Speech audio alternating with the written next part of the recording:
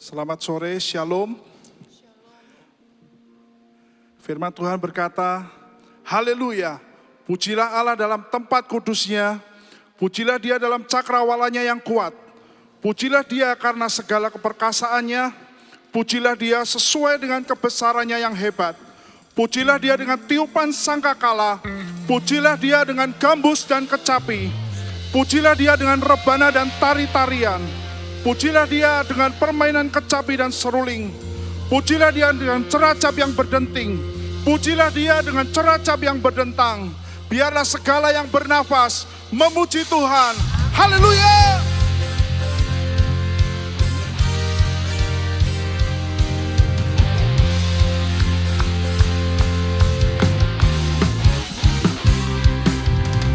Masuk hadirat-Nya dengan hati bersyukur, masuk gerbang-Nya dengan pujian, bermazmurlah bagi Dia, nyanyikan nyanyian baru, bersukacita sekarang menyembah Dia. Masuk hadirat-Nya dengan hati bersyukur, masuk gerbang-Nya dengan pujian, bermazmurlah bagi Dia, nyanyikan nyanyian baru, bersukacita sekarang, tinggikan Dia. Saat hati bersyukur, saat hati bersyukur, dan jiwa pun bersuka, hadirat Allah nyata dalam pujian. Saat kami menyembah dan tangan pun terangkat, Tuhan hadir dalam pujian umat-Nya. Haleluya!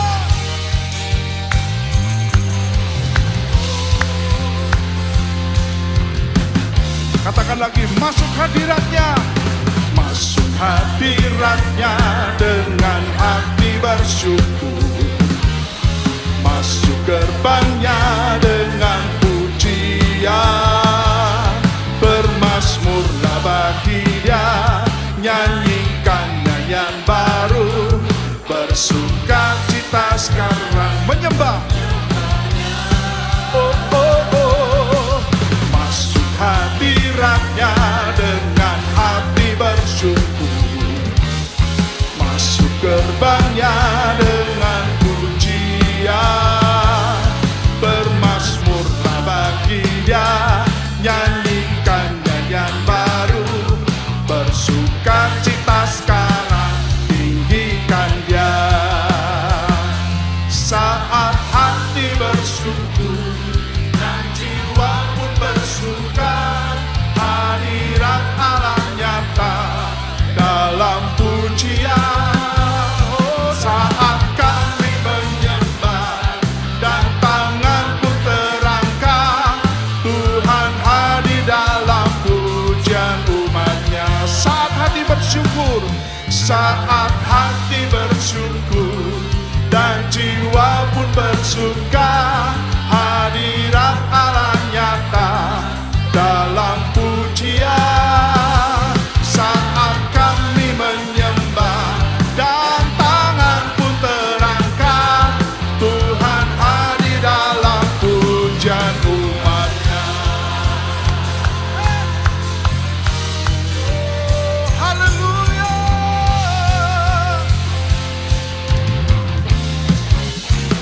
Masuk hadirat-Nya, masuk hadirat-Nya dengan hati bersyukur, masuk gerbang-Nya dengan pujian, bermazmurlah bagi Dia, nyanyikan nyanyian baru, bersukacita sekarang menyembah. Oh, masuk hadirat-Nya,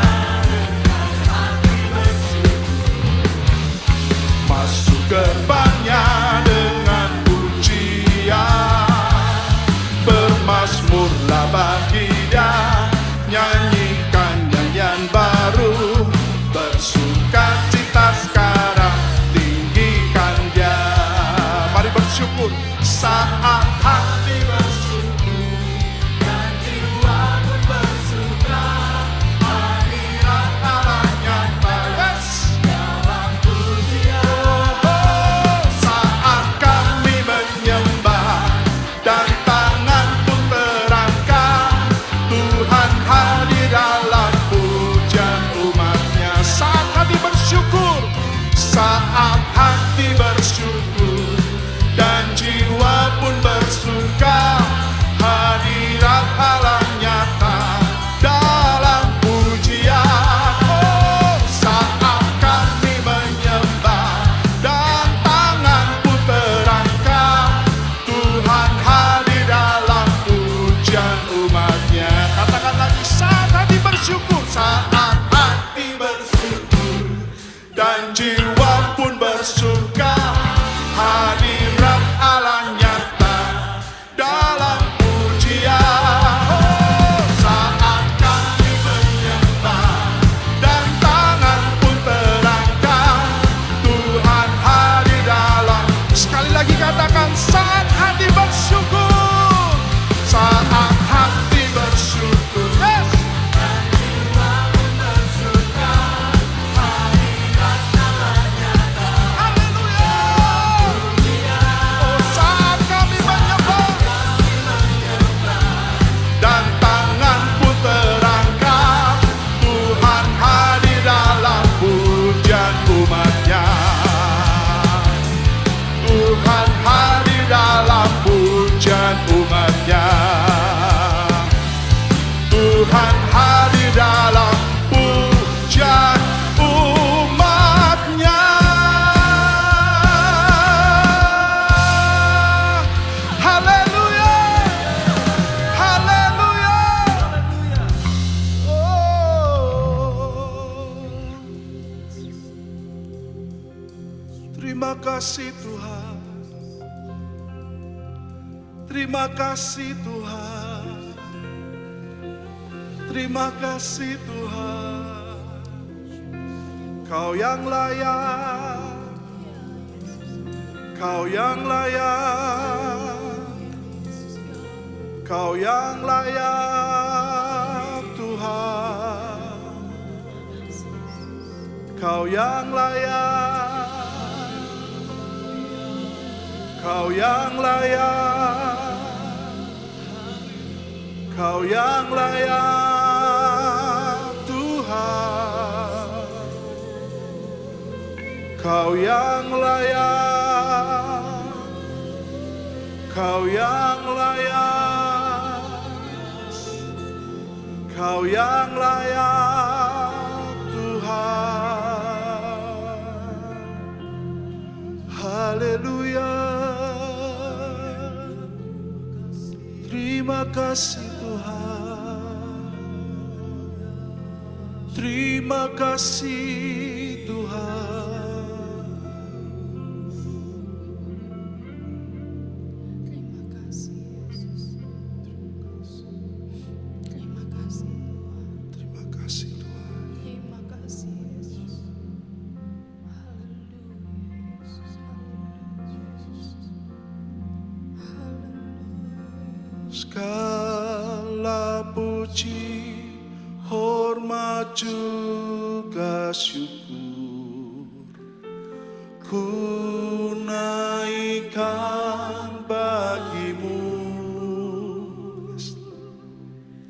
karena cintamu yang tiada terukur, segenap hidupku bagimu. Segala puji, segala puji, hormat juga syukur ku naikkan bagimu, karena cintamu yang tiada terukur, segenap hidupku bagimu.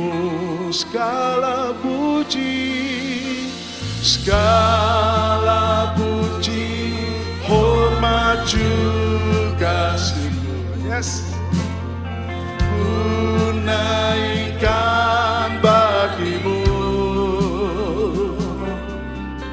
karena cintamu yang tiada terukur, segenap hidupku bagimu. Segala puji, segala puji, hormat juga syukur, ku naikkan bagimu, karena cintamu yang tiada terukur, segenap hidupku bagimu. Segala puji, oh segala puji, hormat juga syukur, ku naikkan bagimu, karena cintamu yang tiada terukur. Yes! Segenap hidupku bagimu.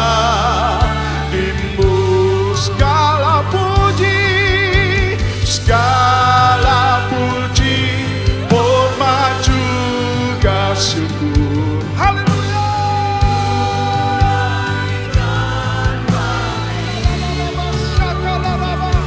Come on.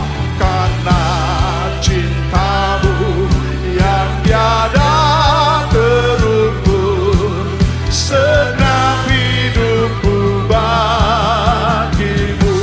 Segala puji, hormat juga syukur, ku naikkan bagimu, karena cintamu yang tiada terukur, segenap hidupku bagimu. Katakan lagi, segala puji, hormat juga syukur, ku naikkan bagimu, karena cintamu yang tiada terukur, segenap hidupku bagimu, karena cintamu yang tiada terukur, segenap hidupku bagimu, karena cintamu yang tiada terukur, segenap hidupku bagimu.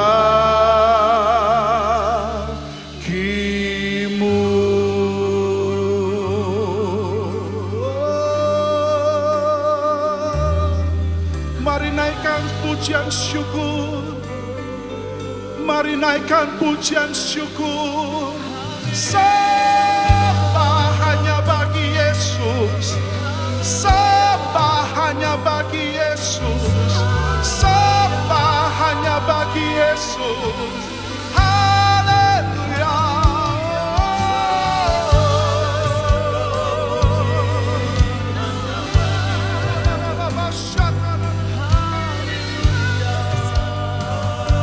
Sembah hanya bagimu Tuhan,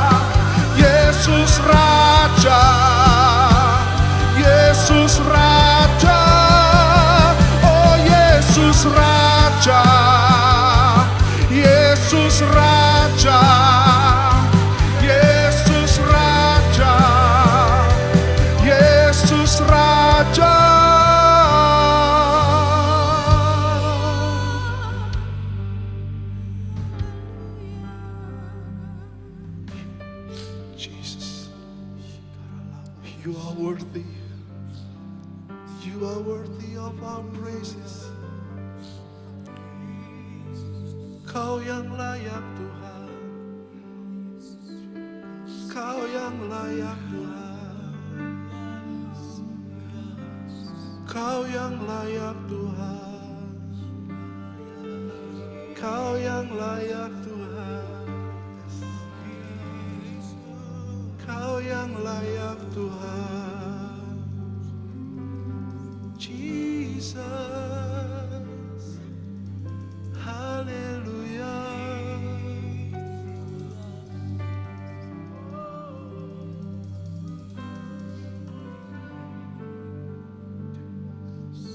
Yesus.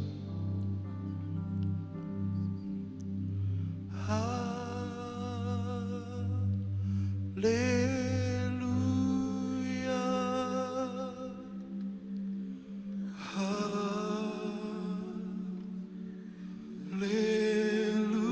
Haleluya. Haleluya.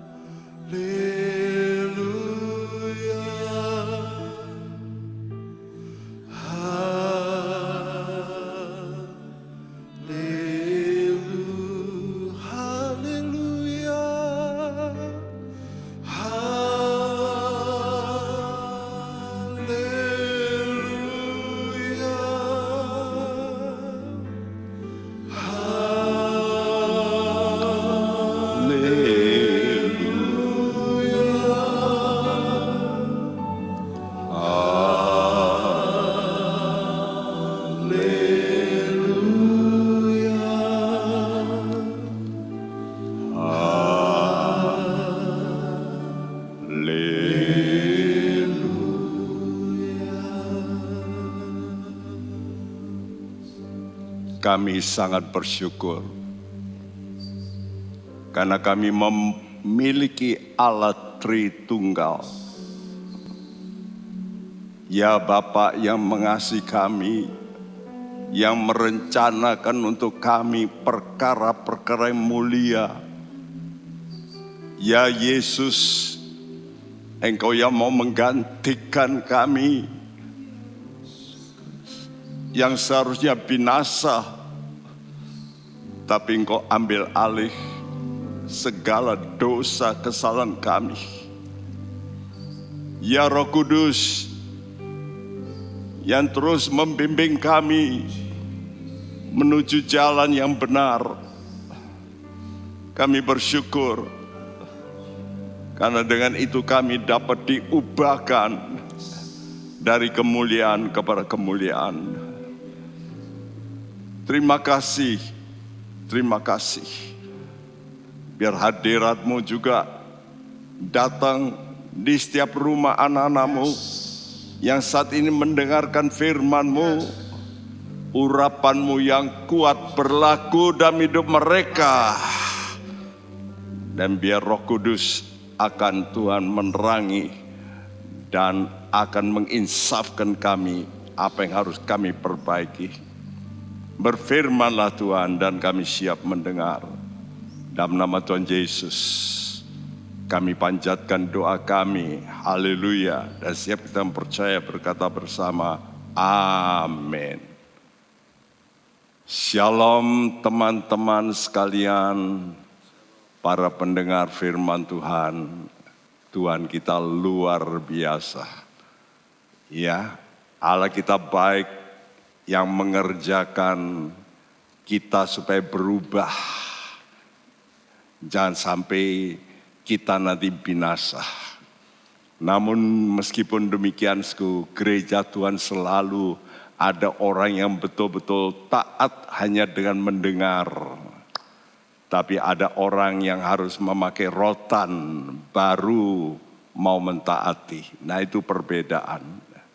Karena itu ada orang-orang yang nanti akan diangkat lebih dulu, rapture lebih dulu, yang saya sebut selalu buah sulung gereja. Tapi ada orang-orang yang harus dipukuli baru lalu mau mentaati firman. Dan mereka itulah buah susulan gereja. Saudaraku, kita mau belajar betapa hebatnya kekuatan ucapan. The power of speech. Jadi ucapanmu itu sangat berkuasa. Mengapa? Karena ucapan kita itu sebetulnya gelombang. Tapi kita tidak lihat. Ya. Ada penyanyi dahulu yang sangat luar biasa, tenor, Mario Lanza. Saudaraku, wah itu om saya sangat suka mendengar. Saudaraku, dan kalau dia menyanyi pernah gelas yang untuk anggur itu yang tipis sekali. Dia nyanyi di depannya dan gelas itu pecah. Hanya dengan pujian. Nah itu artinya ada kekuatan dalam ucapan. Ya, saudaraku, dan itu pun juga dikatakan oleh Tuhan Yesus sendiri. Waktu dia berbicara kepada Nikodemus. Tuhan berkata, angin bertiup kemana ia mau. Dan engkau mendengar bunyinya. Engkau mendengar. Tetapi engkau tidak tahu dari mana ia datang atau kemana dia pergi. Demikianlah halnya dengan tiap-tiap orang yang lahir dari Roh Kudus. Nah kalau angin bisa kita rasakan dengan perasa kita kulit. Ya, istimewa kulit-kulit yang lembut di muka kita ini kalau ketiup angin kita bisa merasakan. Ya, itu angin, itu secara fisik. Tapi Roh Kudus itu gelombang juga. Nah gelombang ini bisa kita rasakan bagi orang yang terbuka spiritnya. Rohnya ini dibuka oleh Tuhan. Maka dia bisa merasakan. Nah tapi bukan merasa secara fisik. Karena pekerjaan Roh Kudus itu tidak nampak dengan matasku, tapi kekuatannya ya ada, ya. Karena itu sekarang sinyal-sinyal wave gelombang itu banyak dipakai untuk alat-alat kedokteran untuk bisa melakukan kekuatan yang dijangkau sampai tembus. Walaupun tidak dioperasi orang itu, tapi kekuatan itu bisa tembus ke dalam. Ya, seperti gelombang kejut, di mana orang kalau sakit ya ginjal, batu, dengan kekuatan gelombang kejut, batunya pecah, padahal tidak ada lubang dalam tubuhnya, tapi kekuatan gelombang itu.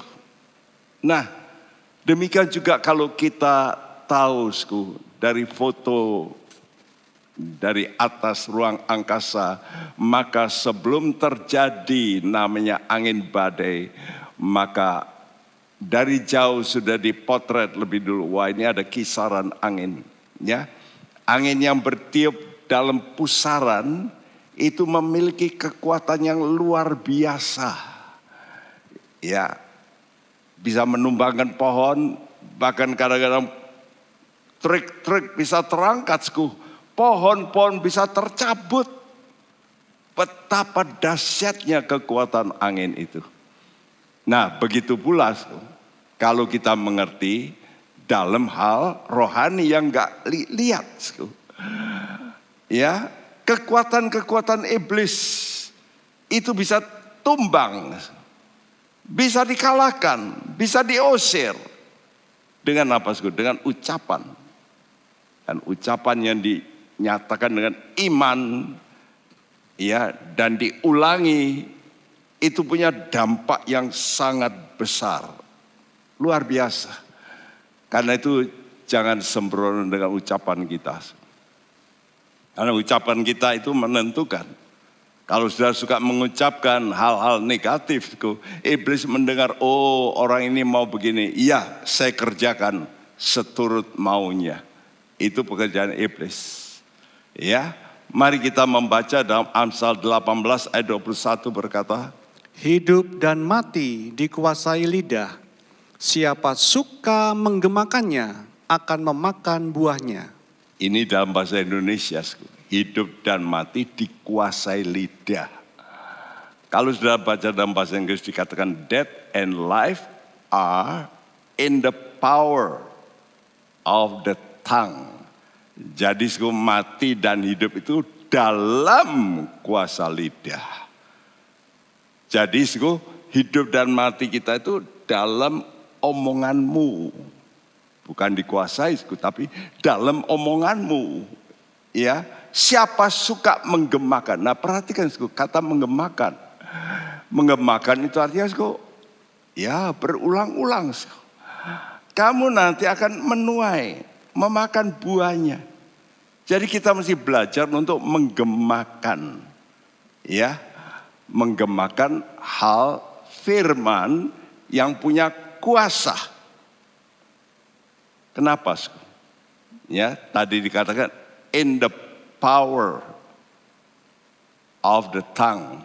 Nah, kata power di situ dalam bahasa aslinya ternyata dipakai kata tangan, yad. Yang berarti tangan yang terbuka, terulur. Seperti tangannya Tuhan.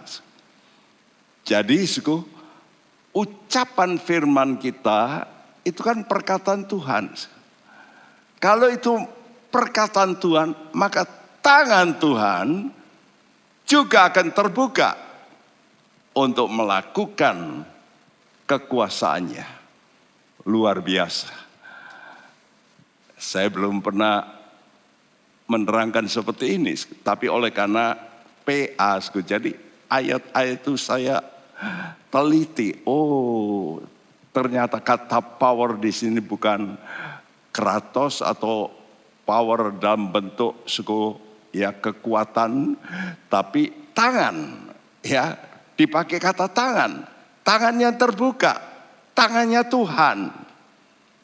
Jadi benar, kalau kita mau mengucapkan perkataan Tuhan, Tuhan itu yang membuat janji. Dia tahu perkataannya harus digenapi. Karena tangannya akan bekerja untuk menggenapi.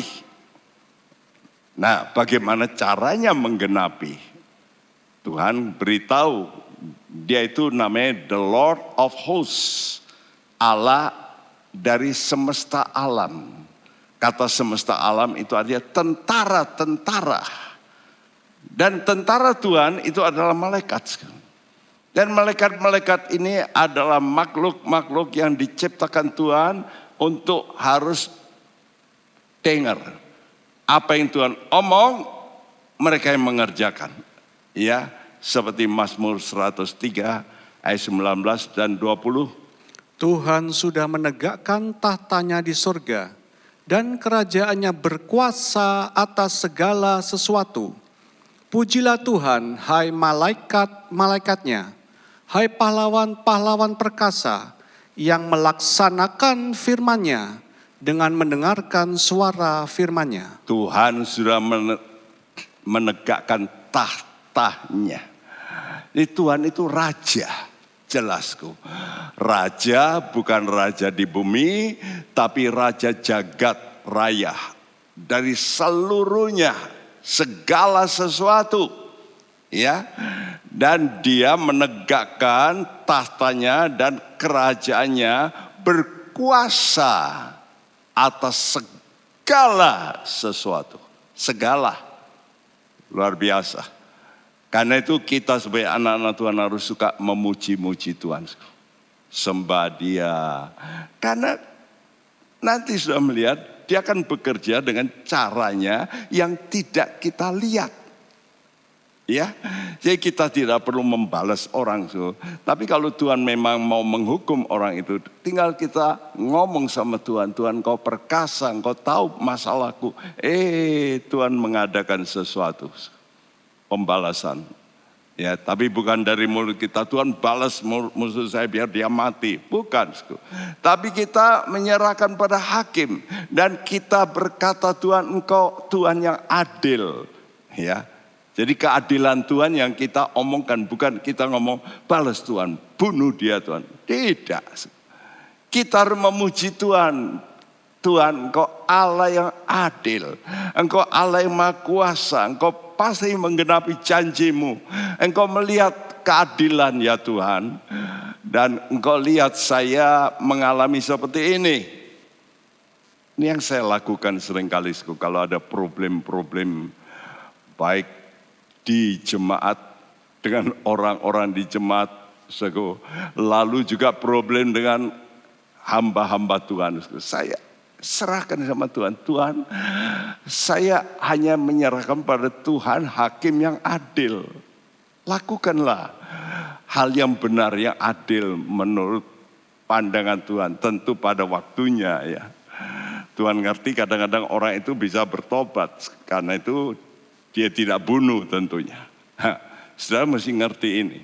Jadi jangan kita ingin membunuh orang sebelum waktunya. Padahal dia nanti akan bertobat. Nah itu kan bahaya.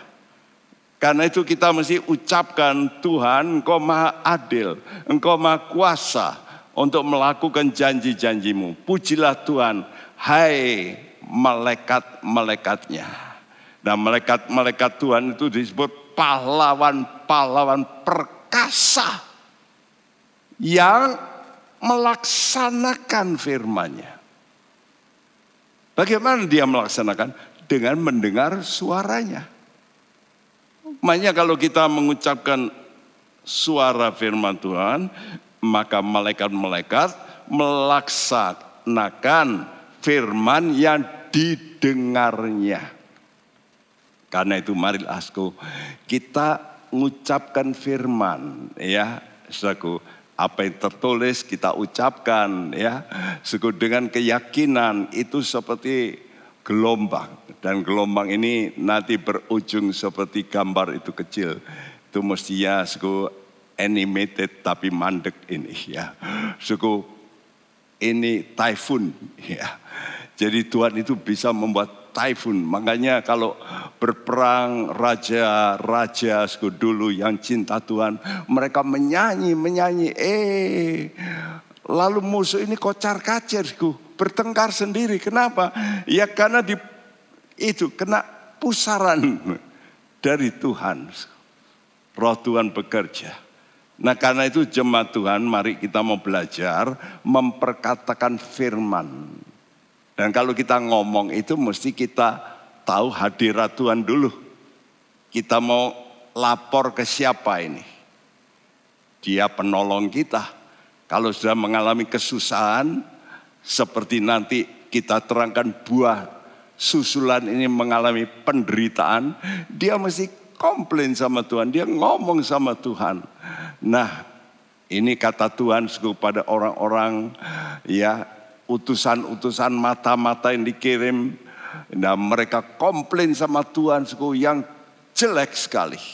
Maka Tuhan berkata dalam Bilangan 14 ayat 28. Katakanlah kepada mereka, demi aku yang hidup, demikianlah firman Tuhan, bahwasannya seperti yang kamu katakan di hadapanku, demikianlah akan kulakukan kepadamu.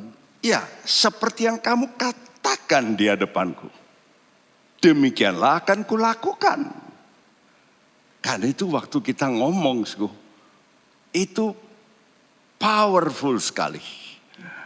Jika lu sudah ngomong dengan iman dan bicaramu itu di hadapan Tuhan. Istimewa dalam doa-doamu. Kalau engkau tertekan dengan orang-orang yang lebih berkuasa dan engkau tidak punya power untuk membela, engkau tidak punya uang untuk ke pengadilan, betul enggak? Karena sekarang banyak kali siapa yang menggelontorkan uang, mereka yang menang. Ini bukan rahasia. Tapi banyak orang Kristen sekarang, bahkan juga hamba-hamba Tuhan, ingin menuntut keadilan. Nah, jadi orang yang menjabat itu dipaksa, ayo. Saudaraku, kita sebagai anak Tuhan yang sejati, kalau itu pendeta, saya kira nggak layak. Saya berkata nggak pas. Sebab Alkitab sudah menulisku, ya, dalam pengadilan tidak ada keadilan. Kalau sudah nggak percaya, baca itu kitab Pengkhotbah pasal 3. Di mana mesti ada keadilan, di mana? Di pengadilan. Ternyata tidak ada keadilan. Karena itu memang kalau ada problem-problem itu, terbaik kita tidak menuntut lebih dulu ke pengadilan. Saya sayangkan kalau ada pembela-pembela, pengacara-pengacara justru membantu yang salah karena dibayar. Karena itu bahaya ya menjadi orang advokat itu kalau tidak benar, nanti di hadapan Tuhan bahaya sekali. Demi uang kadang-kadang advokat itu membantu yang tidak benar. Ya dengan perkataan, bukan?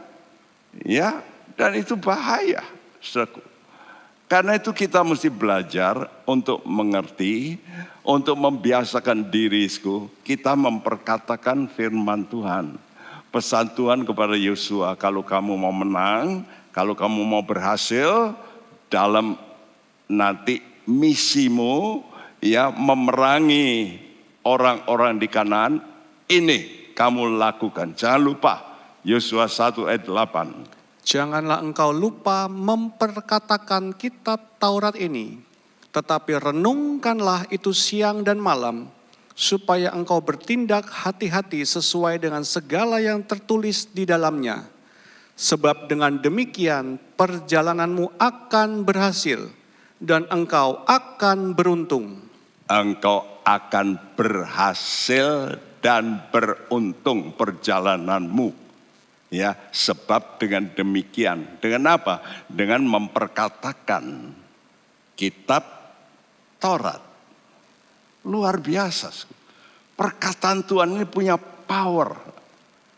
Karena itu sudah melihat dukun-dukun, kalau mau ngerjakan orang, apa yang dilakukan? Dia juga mengucap sumpah serapah. Dan sumpah serapah itu diulang-ulangi. Saya mendengar dari orang yang punya jimat-jimat, dia berkata, dulu saya dapat jimat ini karena saya disuruh mengulang-ulangi terus. Pokoknya kalau kamu ulangi, dipetik dari ayat-ayat kitab tertentu yang memang kitabnya enggak benar, yang negatif. Kalau kamu ulang-ulangi, nanti itu menjadi kekuatan. Dan dia ulangi. Dan ternyata manjur. Untuk apa? Untuk yang negatif. Tapi sebagai anak-anak Tuhan, kita bukan memakainya untuk hal yang negatif. Tapi untuk yang benar. Dan itu adalah firman Tuhan. Ya. Dan untuk itu saudara, waktu mau memperkatakan, supaya kuat lebih dulu dalam alam roh saudara, dikatakan Tuhan, renungkanlah.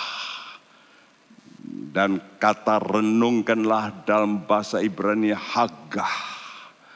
Haggah itu terjemahan bahasa Indonesia komat kamit.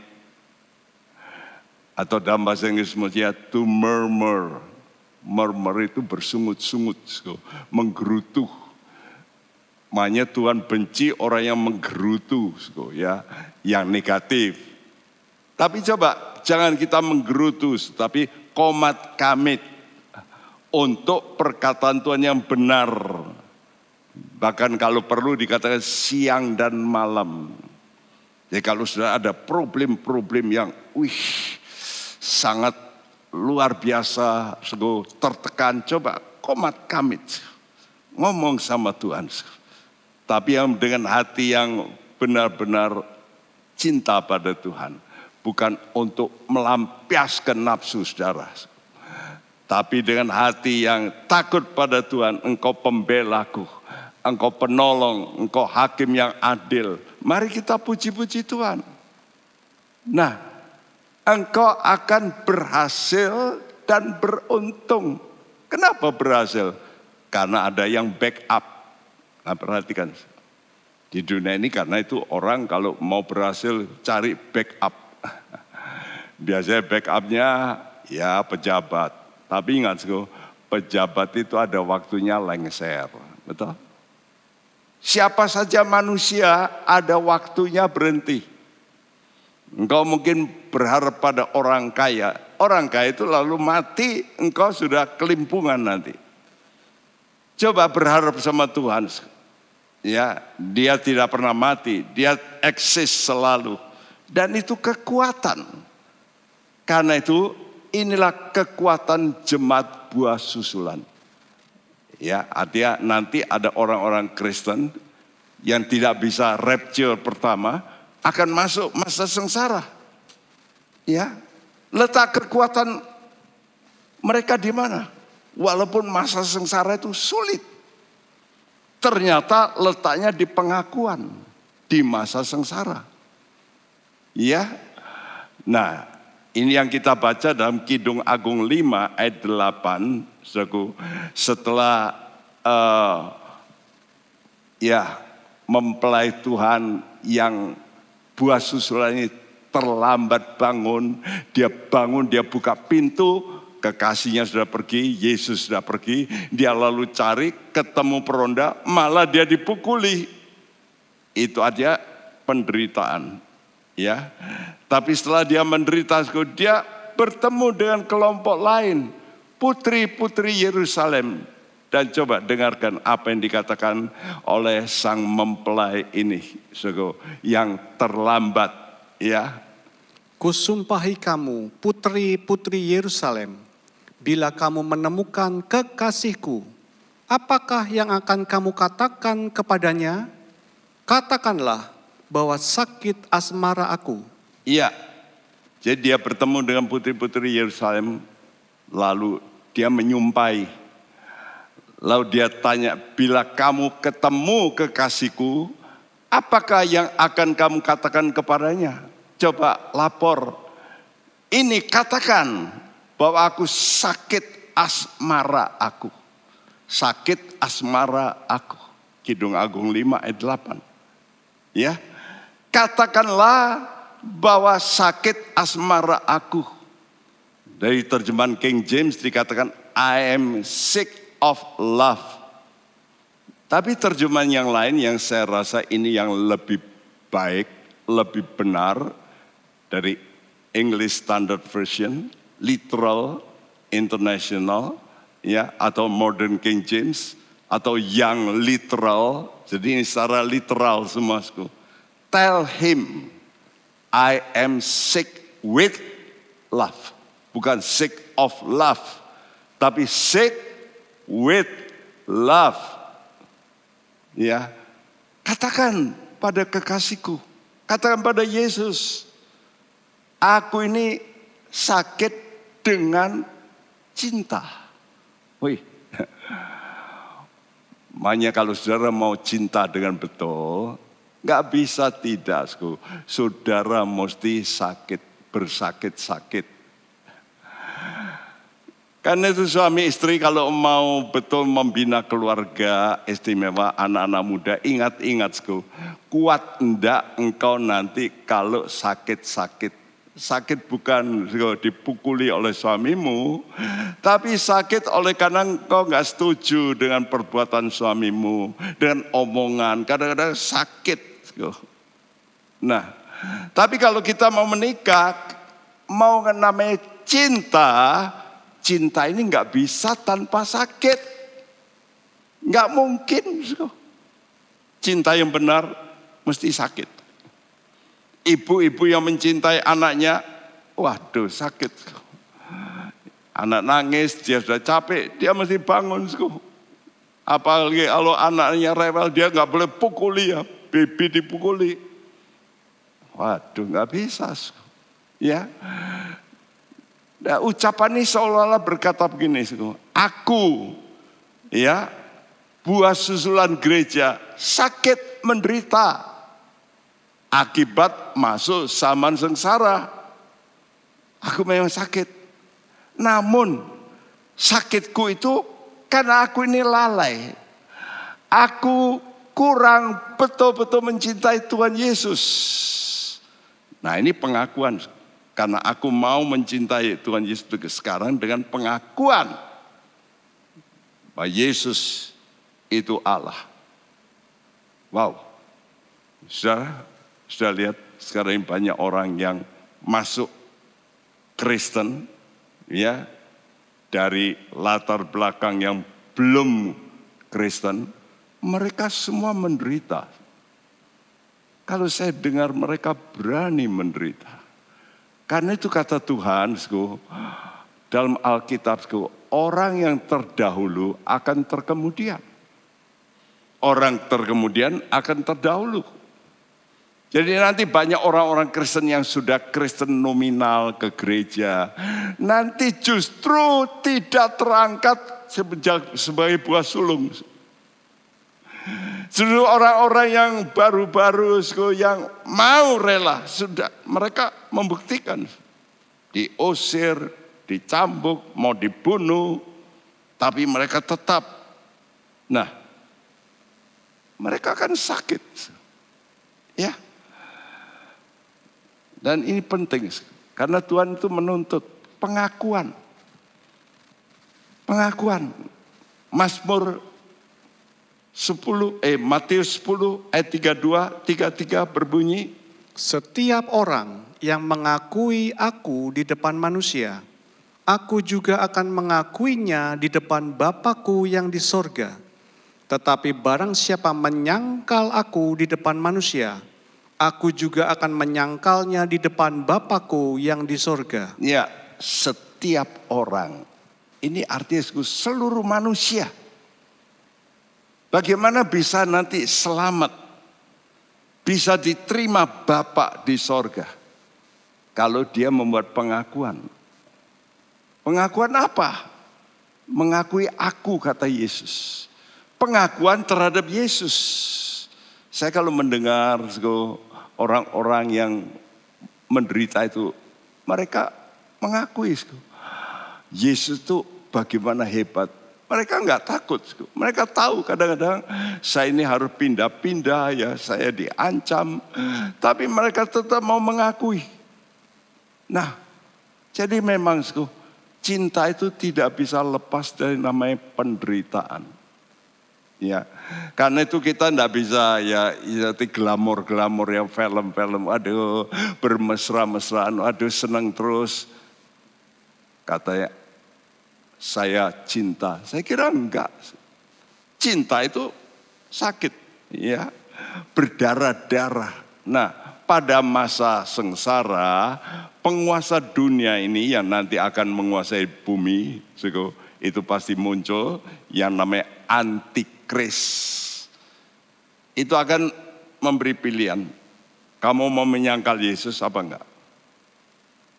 Ya, dan ini sudah dipraktekkan yang lalu-lalu dalam kesempatan di Timur Tengah, bagaimana mereka kalau mau menyangkal Yesus lepas. Tapi kalau mengakui Yesus dianiaya. Ya, tapi orang-orang yang berkata, saya mau dianiaya, saya mau mengakui Yesus. Ya, saya tidak mau menyangkal Yesus. No, saya nggak mau. Nah, orang-orang demikian ini, mereka masuk buah susulan gereja. Dan Alkitab menulis jumlahnya banyak nanti. Jadi kita berharap Banyak orang Kristennya sekarang lelet-lelet yang pelan-pelan. Nanti mereka baru oke, saya mau menderita.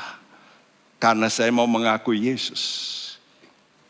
Ingat, pengakuan dari mulut saudara sangat penting. Untuk apa? Untuk keselamatan jiwamu. Saya itu dalilnya. Tadi dikatakan siapa yang mengakui aku di hadapan Bapa, maka aku akan mengakui orang itu di hadapan Bapakku di sorga. Ya, kalau mereka bisa mengakui aku di hadapan manusia yang akan ya mungkin mengancam, membunuh, tapi mereka tetap mengaku. Nanti aku mengaku di hadapan Bapa supaya dia diterima. Nah, jadi ingat, pengakuan dari mulut sangat penting bagi keselamatan jiwa. Ingat ya, karena itu jiwa kita ini perlu diselamatkan. Roh saudara waktu percaya Yesus sudah selamat. Rohmu dihidupkan, tapi jiwamu belum loh. Jiwamu, pikiranmu, perasaanmu. Nah inilah yang mengganggu orang Kristen yang seringkali kurang mau taat sama Tuhan. Karena pikirannya, perasaannya terus jalan. Tidak mau menyerah. Nah itu kan saya kan bukan Tuhan. Nah, Tuhan kan ngerti saya. Nah itu. Kalau Anda berkuku demikian, saudara nanti akan harus mengalami yaitu cambukan jiwa, saudara. Roma 10 ayat 9 dan 10 berbunyi. Sebab jika kamu mengaku dengan mulutmu bahwa Yesus adalah Tuhan dan percaya dalam hatimu bahwa Allah telah membangkitkan dia dari antara orang mati, maka kamu akan diselamatkan. Karena dengan hati orang percaya dan dibenarkan, dan dengan mulut orang mengaku dan diselamatkan. Dengan hati orang percaya, dibenarkan posisinya. Tapi dengan mulut, nah ini keluar ini. Kalau di hati kan tidak tahu orang. Tapi Tuhan ingin kamu ini mesti sama. Hatimu sama kelakuanmu. Dan kelakuan itu dikontrol oleh ucapan kita. Ya. Jadi kalau kamu mau percaya dengan hatimu, kamu dibenarkan oleh Tuhan, posisimu.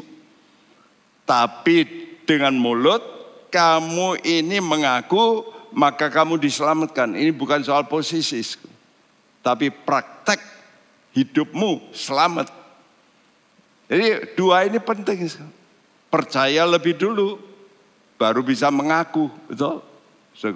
Ada orang ngaku-ngaku, tapi nggak percaya. Itu kan nggak benar. Karena itu jangan dibalik. Mesti percaya dulu, baru bisa mengaku. Tapi banyak orang mengaku-mengaku, tapi percayanya tidak. Itu kamuflase. Saudara, percaya dalam hati. Mengakibatkan Anda dibenarkan. Ya, pengakuan apa toh sebetulnya? Jadi bukan hanya mengaku Yesus, tapi pengakuan akan Injil. Berita Injil. Ya. Dan ini dituliskan dalam 2 Korintus 9 ayat 13 yang berbunyi. Dan oleh sebab kamu telah tahan uji dalam pelayanan itu, mereka memuliakan Allah karena ketaatan kamu dalam pengakuan akan Injil Kristus dan karena kemurahan hatimu dalam membagikan segala sesuatu dengan mereka dan dengan semua orang. Iya, penting. Perhatikan, kamu telah tahan uji. Kalau tahan uji pasti melalui penderitaan, betul enggak? Kamu tahan uji. Kenapa? Karena ketaatan kamu dalam pengakuan. Pengakuan apa? Pengakuan akan Injil Kristus. Jadi betapa pentingnya saudara mendengar Injil lebih dulu. Kalau sudah percaya, lalu bisa membuat pengakuan. Tapi pengakuanmu itu harus disertai dengan ketaatan. Banyak orang ngaku, sayangnya tidak taat. Karena itu saya garisi merah. Ketaatan kamu dalam pengakuan. Perhatikan ini. Sekali lagi, ketaatan kamu dalam pengakuanmu. Kalau kamu cuma ngaku-ngaku tapi nggak taat, ya tidak bisa. Nah ini sebabnya sudah perlu diproses melalui apa? Penderitaan. Sebab dalam penderitaan itulah orang bisa diketahui dia taat tidak. Nah apa Injil Kristus? 1 Korintus 15 berkata, Injil Kristus berisi berita ini, beberapa hal ini. Allah menjadi manusia, Yesus, inkarnasi. Ini pokok paling penting. Ini spiritnya, ya. Spiritnya itu sudah mesti percaya Allah jadi manusia, inkarnasi.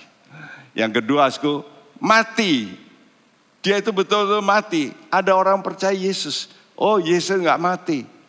Ya, itu yang mati orang lain katanya. Nah itu nggak benar. Kita mesti percaya Yesus mati di salib karena dosa kita. Nah ini banyak orang karena dosa orang Yahudi. Bukan. Sudah mesti percaya Yesus itu mati karena disalib karena dosaku. Dosamu. Tapi dia bangkit oleh kuasa Allah. Dan bukan hanya bangkit, naik ke sorga, dimuliakan. Duduk di sebelah kanan Bapa. Dan akan datang kembali untuk menghakimi. Nah ini Injil Kristus yang komplit. Jadi keyakinan akan Injil Kristus inilah yang membuat gerejanya memperoleh kekuatan. Saudara bisa kuat kalau punya keyakinan beberapa hal ini. Ya, Roma 1 ayat 16. Sebab aku mempunyai keyakinan yang kokoh dalam Injil. Karena Injil adalah kekuatan Allah yang menyelamatkan setiap orang yang percaya. Pertama-tama orang Yahudi tetapi juga orang Yunani. Iya, sudah perlu mempunyai keyakinan yang kokoh dalam Injil. Kenapa? Karena Injil ini kekuatan Allah. Jadi Injil bukan kekuatanmu, kekuatan Allah. Karena kamu mau mempercayai, maka kekuatan Allah akan menyertai kamu untuk menyelamatkan kamu. Bisa menghadapi masalah-masalah. Bisa. Ya. Dan kekuatan Allah itu juga berpusat pada kebangkitan Kristus. Dari antara orang mati. Karena itu kalau ada aniaya, problem, ujung-ujungnya itu kan penderitaan, ujungnya apa? Mati. Ini kan paling top.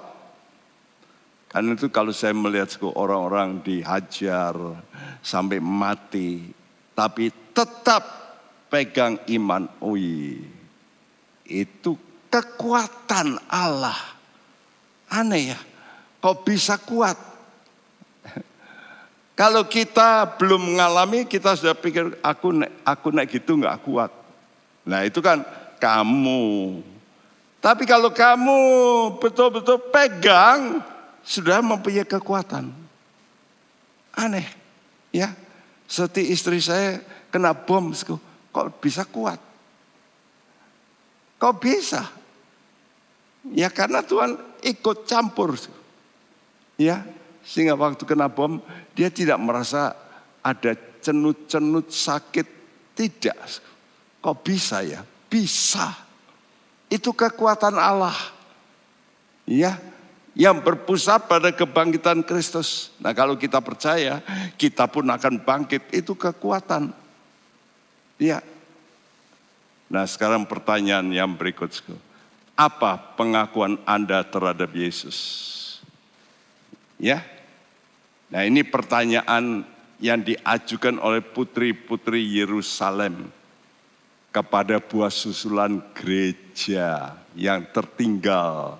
Siapa putri Yerusalem? Putri Yerusalem itu gambaran daripada orang-orang ya yang berorientasi soal damai. Dan ini umumnya orang-orang Israel. Ya, yang konteksnya pokoknya negaraku damai. Ya. Dan juga beberapa orang Kristen punya pandangan seperti itu. Pokoknya sudah damai sejahtera, ya cukuplah jadi orang Kristen. Ya, nah sekarang pertanyaan ini diajukan oleh orang-orang semacam begini. Pastinya kalau orang-orang ini mengajukan berarti mereka juga berada pada zaman aniaya itu. Kidung Agung 5 ayat 9 berbunyi, apakah kelebihan kekasihmu daripada kekasih yang lain, hai jelita di antara wanita? Apakah kelebihan kekasihmu daripada kekasih yang lain, sehingga kau sumpahi kami begini? Pertanyaan yang sama diulangi. Apakah kelebihan kekasihmu daripada kekasih yang lain? Diulangi bukan? Ini artinya ingin tahu kamu ini punya sikap bagaimana? Bagaimana pengakuanmu terhadap Yesus? Nah, Tuhan ingin tahu. 2 kali pertanyaan diajukan berarti apakah betul-betul ya kamu ini yakin Yesus itu lebih ya dari orang lain. Nah, buah susulan gereja yang tidak rapture gelombang pertama karena belum menempatkan Tuhan Yesus sebagai yang terutama. Kenapa? Ya karena yang terutama bagi mereka yang duniawi masih. Ya, karena itu dalam cerita penaburan itulah yang jatuh di semak duri. Tumbuh, berbuah, betul enggak? Tapi tidak matang. Ini loh. Kelompok yang namanya benih itu jatuh di semak duri itu dikatakan itu tidak matang. Kenapa? Dituliskan karena kekhawatiran dunia, karena kenikmatan dunia, karena kekayaan. Baca tuh. Jadi berbicara tentang orang Kristen yang akan diproses lagi oleh Tuhan. Karena tidak matang. Ya. Nah inilah kunci kegagalan. Tidak masuk kelompok buah sulung gereja. Kenapa tidak masuk buah sulung gereja? Ya karena taraf kasihnya itu belum menjadikan Yesus yang terutama. Nah apa yang terutama dalam hidup Anda? Ya apa toh? Coba kita pikirkan apa yang paling penting dari saudara? Uang, kekayaan, harta di dunia, anak-anak mungkin, atau apa yang paling top. Nah ini Tuhan memberitahu Matius 16 ayat 25. Karena barang siapa mau menyelamatkan nyawanya, ia akan kehilangan jiwanya. Tetapi barang siapa kehilangan jiwanya karena aku, ia akan memperolehnya. Ya, barang siapa. Ini artinya Tuhan kasih melemparkan pada kita pilihan, betul? Barang siapa mau menyelamatkan nyawanya, jiwanya, ia akan kehilangan jiwanya. Mestinya nyawa ini jiwa. Bisa kehilangan jiwa. Ini Tuhan ngomong sama orang yang pengikutnya. Kalau kamu mau menyelamatkan terus jiwamu saja, jiwa itu pikiran, perasaan, kehendakmu yang kau selamatkan. Ya, kamu bisa kehilangan jiwamu. Tapi siapa yang kehilangan jiwanya karena aku? Perhatikan kata-kata ini. Berarti saudara kadang-kadang kehilangan pikiran. Jiwa itu kan pikiran. Sehingga orang berkata, gila lu. Kok mau gitu? Kamu pengikut Yesus ya ikutlah. Tapi kamu kok enggak mikir toh? Saya dulu juga digitukan orang. Waktu saya sudah bangun gereja yang pertama, saya pakai nama yayasan orang lain. Yang saya enggak ikut apa-apa. Ya, karena saya pikir ya kenal pasti nanti bisalah nanti lain kali. Tapi nunut supaya saya bersih. Ya, yayasan jadi saya bukan nama saya begitu. Saya bisa pakai nama saya. Gereja awal itu Setoran. Tapi saya nggak mau. Saya pakai nama yayasan lain. Dan ada keluarga saya bilang, bodoh kamu. Mikir loh. Nah itu, saya sudah out of my own mind. Sepertinya kamu sekolah pintar tapi kok bodoh. Nah itu kadang-kadang orang Kristen itu dibodoh-bodohi orang, betul nggak sih? Karena mau jujur, kadang-kadang mau benar, dibodoh-bodohi, goblok kamu. Saudaraku, tapi Tuhan berjanji, siapa kehilangan nyawanya karena aku, jadi karena kamu tidak pakai hitung-hitungan pikiranmu, hitung-hitungan perasaanmu, hitung-hitungan kehendakmu berbeda sama kehendak Tuhan, tapi sudah ikuti, sudah akan memperoleh jiwa. Berarti hidup kekal. Matius 16 ayat 13 sampai 18. Setelah Yesus tiba di daerah Kaisarea Filipi, ia bertanya kepada murid-muridnya, kata orang, siapakah anak manusia itu? Jawab mereka, ada yang mengatakan Yohanes Pembaptis, ada juga yang mengatakan Elia, dan ada pula yang mengatakan Yeremia, atau salah seorang dari para nabi. Lalu Yesus bertanya kepada mereka, tetapi apa katamu, siapakah aku ini? Apa katamu tentang Yesus? Tadi katakan, apa toh kelebihan kekasihmu itu? Nah itu yang Tuhan minta. Apa toh? Siapa toh Tuhan Yesus itu? Apa katamu? Ya. Nah, apa jawab Simon? Maka jawab Simon Petrus, engkau adalah Mesias, anak Allah yang hidup. Kata Yesus kepadanya, berbahagialah engkau Simon bin Yunus, sebab bukan manusia yang menyatakan itu kepadamu, melainkan Bapakku yang di sorga.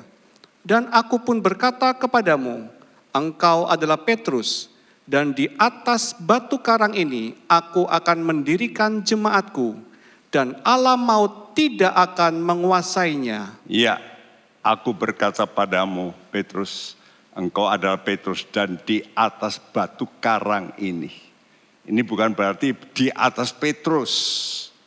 Bukan, sehingga ada gereja yang dibangun di atas makamnya Petrus. Bukan begitu, tapi di atas pengakuannya Petrus itu loh. Kalau gereja bisa mengaku seperti Petrus, engkau adalah Mesias, anak Allah yang hidup. Nah, itu aku akan mendirikan gerejaku. Ya, dan alam maut, kematian tidak mungkin menguasai. 1 Korintus 15 mengatakan, ya, Paulus berkata, hai maut, di mana kemenanganmu? Jadi nanti kita orang-orang Kristen waktu dibangkitkan, mana kematian itu mati binasa? Enggak ada bagi orang yang percaya. Nah karena itu konsekuensinya kita harus mengasihi Yesus lebih dari siapapun dan dari apapun. Apapun. Nah ini banyak orang Kristen masih kalah dengan apapun ini. Dengan kekayaan, dengan apa, nggak bisa. Iya. Dan mereka kalau kena masalah baru, waduh, saya itu heran. Kadang-kadang orang diminta Tuhan untuk memberikan korban sukarnya. Tapi kalau kena masalah, waduh, korbannya luar biasa. Kenapa begitu? Ya karena tidak percaya. Ya, coba kalau semua orang percaya, dia lebih baik korban untuk kerajaan Tuhan, bukan? Daripada nanti kena sakit penyakit, miliaran kadang-kadang, keluar, nggak apa-apa. Tapi kalau untuk pekerjaan Tuhan, sukarnya bukan main. Ini fakta. Kenapa? Karena kurang mencintai Yesus, itu kuncinya. Nah, kalau kita ini percaya Yesus itu menggantikan jiwa kita yang seharusnya mati, kita mesti terima Yesus sebagai imam Yesus. Karena dia memang disalibkan untuk maksud ini, maksud transaksi ini. Aku bayar, kesalahanmu itu aku bayar, ya.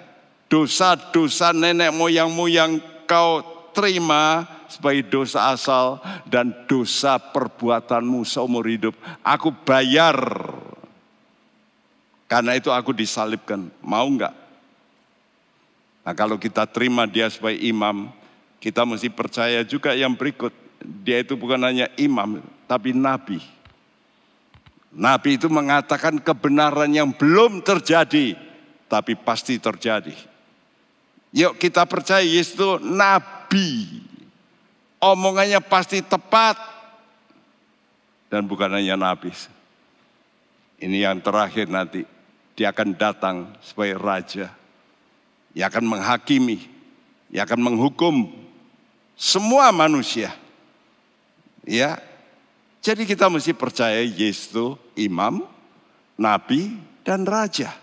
Karena itu kita harus taati full, total. Tidak boleh kita kurangi. Ini harus. Karena itu kalau sudah baca Alkitab, disuruh gitu, ya sudah. Saya disuruh ngampuni walaupun itu orang, merugikan saya. Tapi Tuhan berkata ampunilah, ya sudah saya ampuni. Suamiku begitu jahat, kamu tetap mencintai. Iya, Tuhan suruh begitu, kamu tunduk. Istrimu begitu, macam-macam menghabiskan uang. Apa kata Tuhan? Hai suami, cintai istrimu.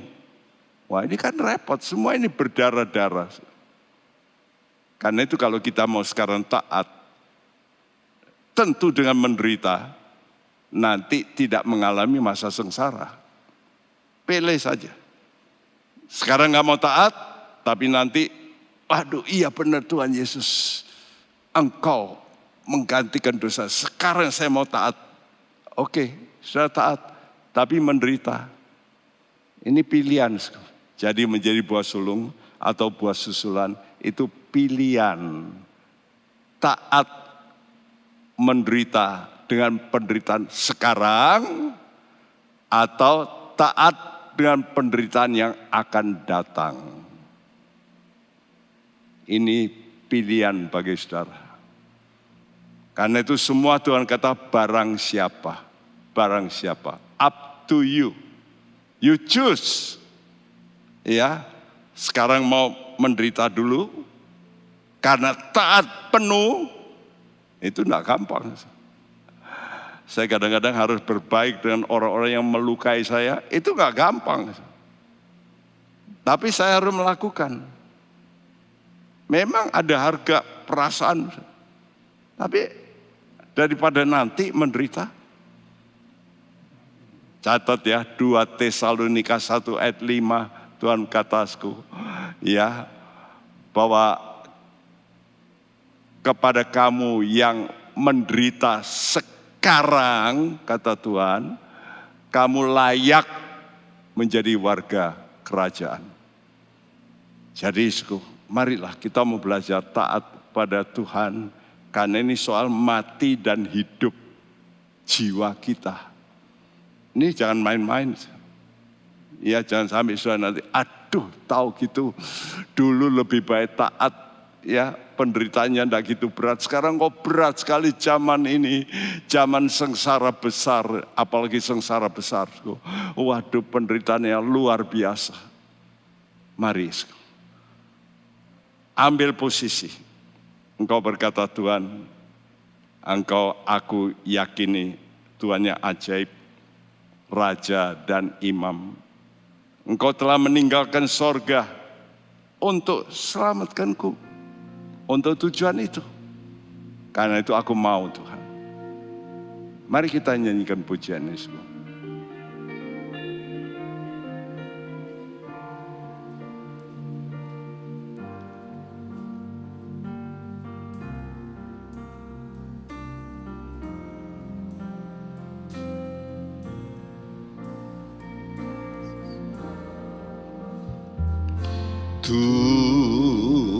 Tuhanku yang ajaib, Raja dan Imam, meninggalkan sorga, meninggalkan surga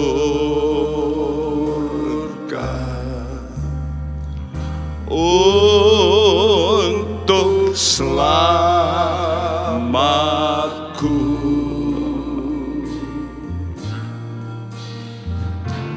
Dan tebus jiwaku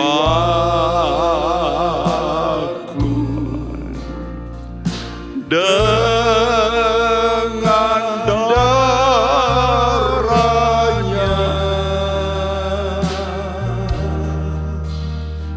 Sekarang ku selamatlah,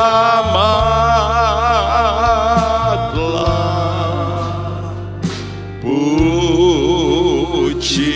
namanya. Tuhanku yang ajaib, Tuhanku yang ajaib, ku berhutanglah, ku berhutang jiwa pada Engkaulah. Biar sepanjang hari ku memuji terus Rajaku dan Nabi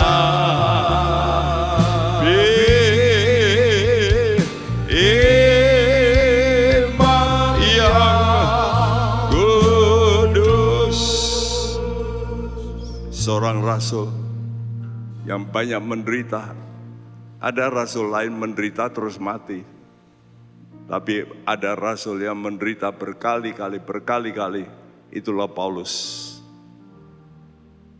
Dia pernah dilempari batu oleh banyak orang Yahudi yang geram, pasti dengan batu yang besar. Dan memang secara fisik dia mati. Dalam Kisah Rasul 14-ku. Ya, tapi tidak ditulis di situ. Tapi waktu itulah murid-muridnya berdoa, Tuhan hidupkanlah. Dan Paulus hidup kembali. Karena itu dalam 2 Korintus dikatakan, waktu dia dilempari batu itu, dia mati, rohnya lihat sorga. Dan dia berkata, "Wih, sorga begitu." Kata Tuhan, turun kembali. Karena itu dia berkata, oleh karena penglihatan itu 2 kali dia melihat, Yesus sengsara. Pertama kali dia lihat itu dan dia dipanggil Tuhan. Sekarang dia sengsara, tapi dia melihat penglihatan sorga yang mulia. Langit ketiga, dia berkata, apa yang aku deritakan tidak sebanding dengan kemuliaan yang aku akan peroleh. Mari kita mau berdiri. Tuhanku yang ajaib, Raja dan Imam. Dia tinggalkan sorga untuk menyelamatkan kita. Meninggalkan surga. Yes Tuhan. Untuk selamatku. Amin Tuhan, Kau tebus jiwa kami dengan darah-Mu. Tebus jiwaku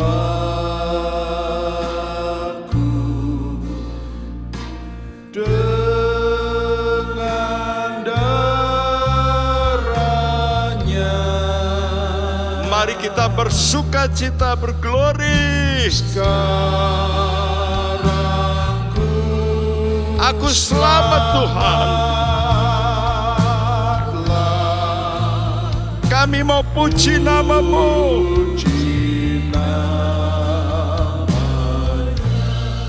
Serukan Tuhanku yang ajaib.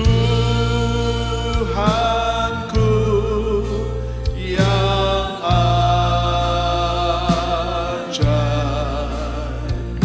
Ku berhutanglah.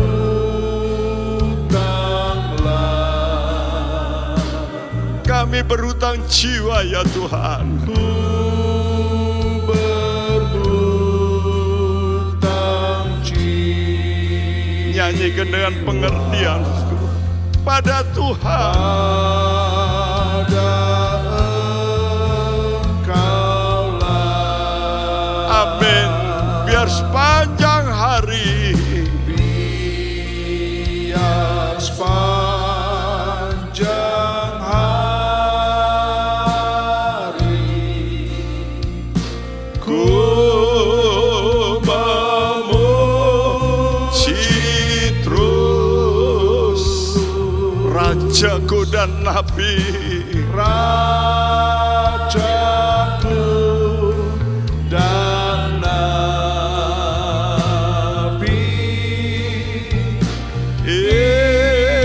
Imam yang kudus.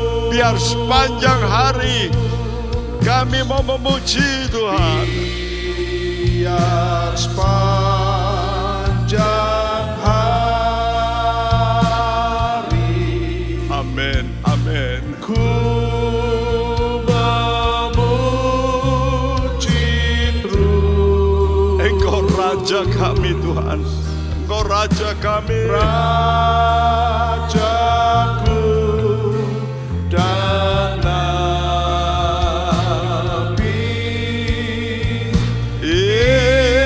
Imam yang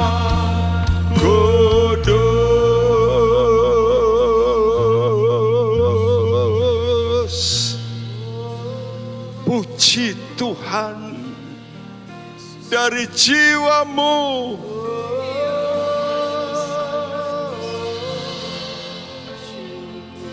Jiwamu bisa hidup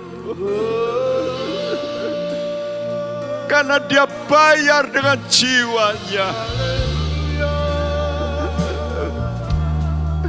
Kami bersyukur Yesus.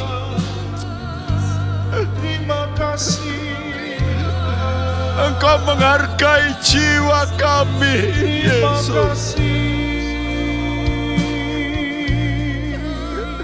Jesus, we love you Lord Jesus.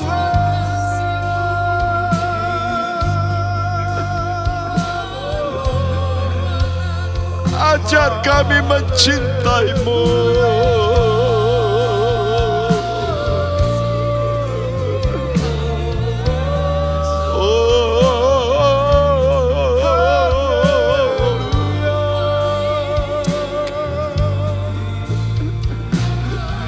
Yesus, Yesus, Yesus, Engkau cinta pada kami.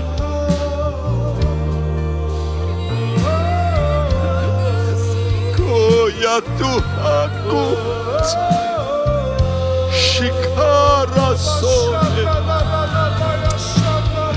Mito Yaser.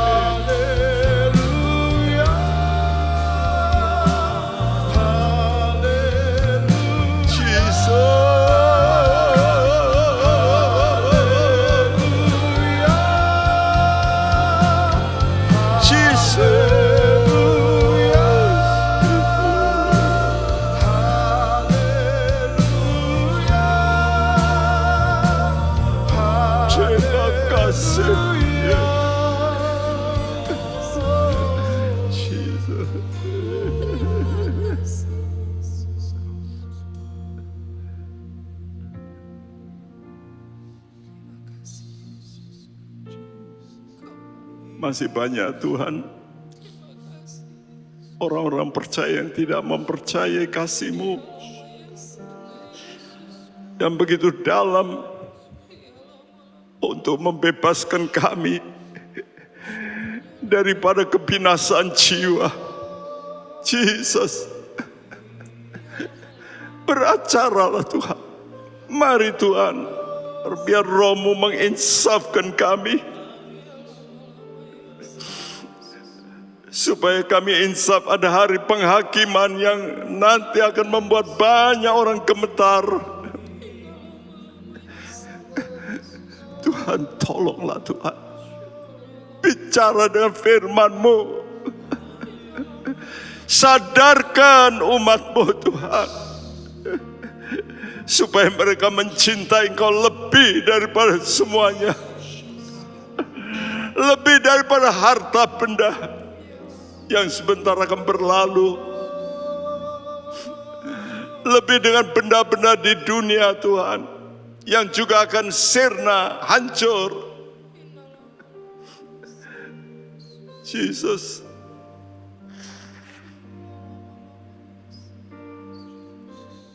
hanya Roh-Mu yang bisa menginsafkan kami. Tolong rekan-rekan kami, supaya mereka tidak masuk kelompok yang nanti akan menderita begitu dahsyat. Sudah Engkau katakan dalam firman-Mu,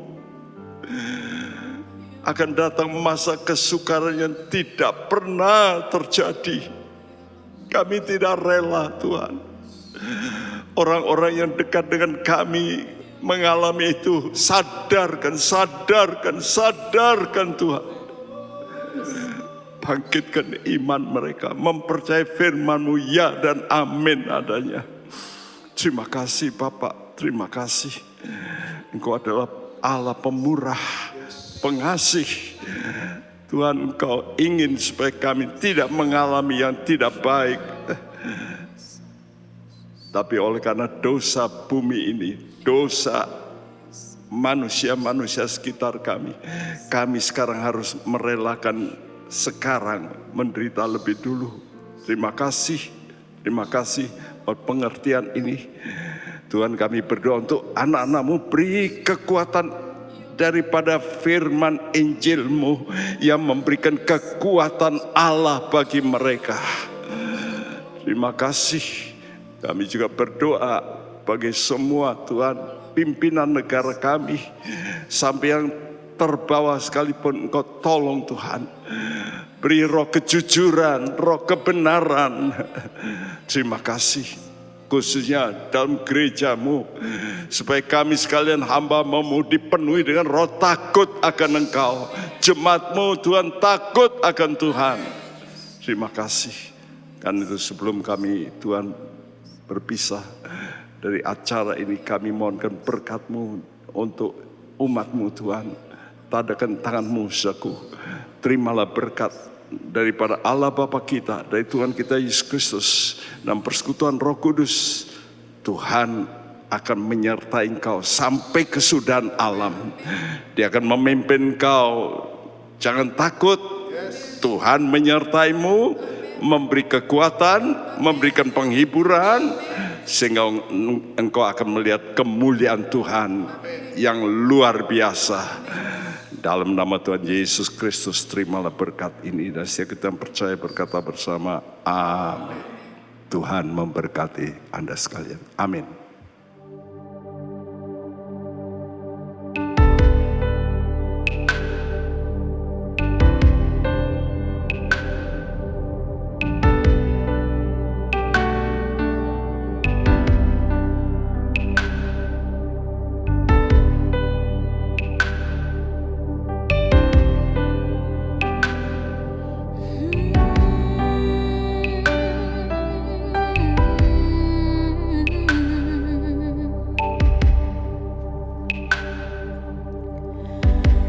Lord, I come to you. Let my heart be changed, renewed, flowing from the grace that I found in you.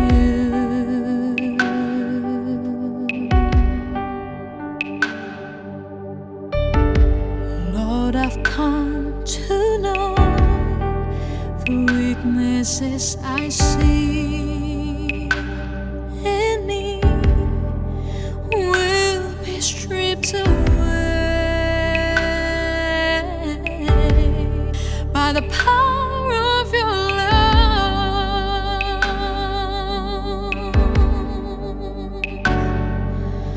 Hold me close, let your love surround me. Bring me near, draw me to your side.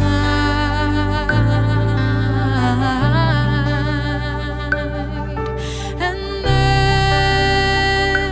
as I wait, I'll rise up like the eagle, and I will soar with you. Your spirit leads me on in the power of your love.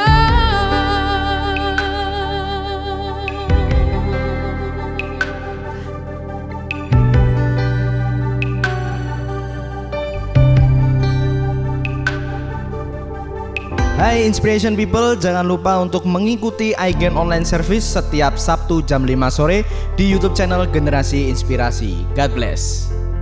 Hai Sobat Namba, ibadah Zoom Anak Namba akan diadakan 2 kali, setiap minggu kedua dan minggu terakhir, jam 8 pagi untuk adik-adik yang belum sekolah sampai kelas 3 SD, dan jam 9 pagi untuk adik-adik kelas 4 sampai kelas 6 SD.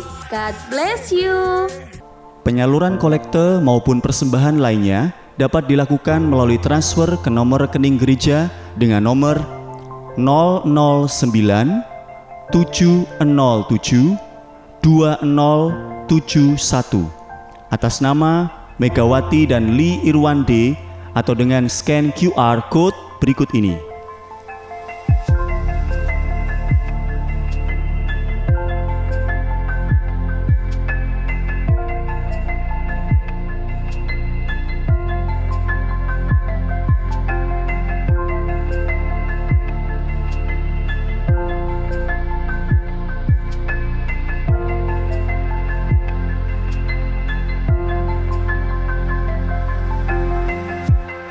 Bagi jemaat Tuhan yang rindu mendapatkan informasi seputar kegiatan gereja, renungan harian, dan lain-lain melalui WhatsApp gereja, Anda dapat mendaftar dengan cara ketik BC spasi on dan mengirimkan ke WA gereja dengan nomor 0815 7802 2000. Untuk mengikuti ibadah offline di gereja, jemaat dapat mendaftarkan diri di link berikut ini.